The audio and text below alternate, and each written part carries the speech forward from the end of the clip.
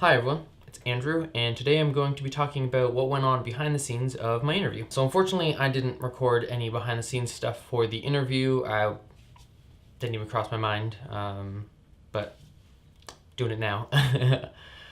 The main thing that happened was in the beginning, script writing class, we had to write a script, obviously. Well, not a script, 5 questions to ask, and then after that, we were supposed to find our subject. We're supposed to send out emails, all that kind of stuff. I had a hell of a time with that. I just couldn't think of any questions. I couldn't I wanted to do something with YouTube, contact the Toronto YouTube space, but I just wasn't able to do that.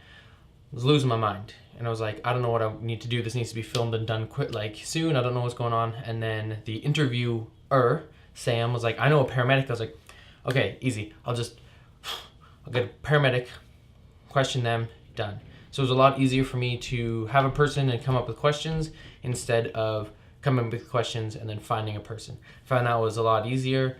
And then from there, I had, let's move on to the setup of the actual interview.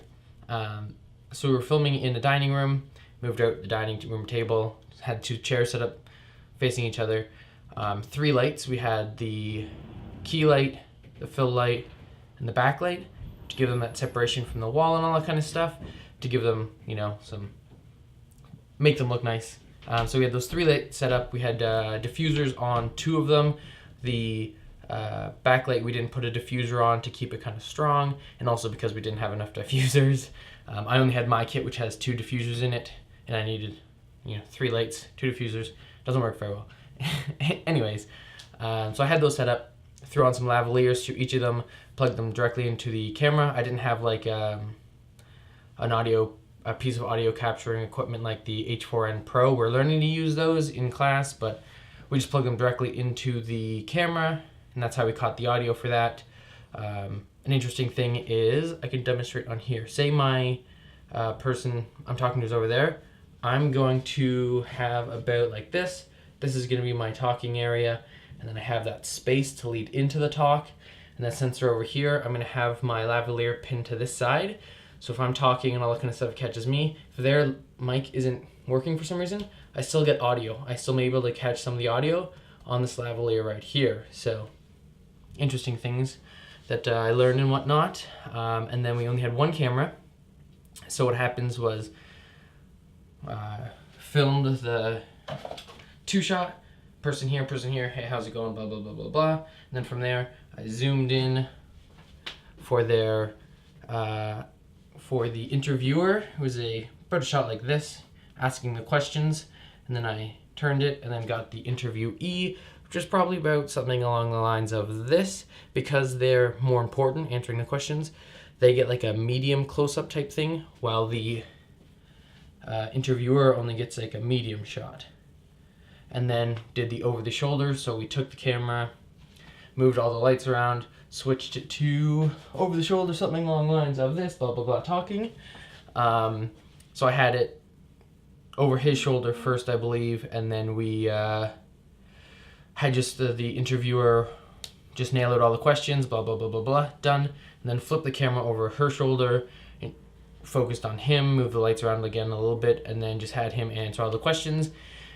And then from there, I just took it all, edited it all together, looked at which questions he answered best, which ones I liked more, all that kind of stuff, and then edited it all together. And that was basically it.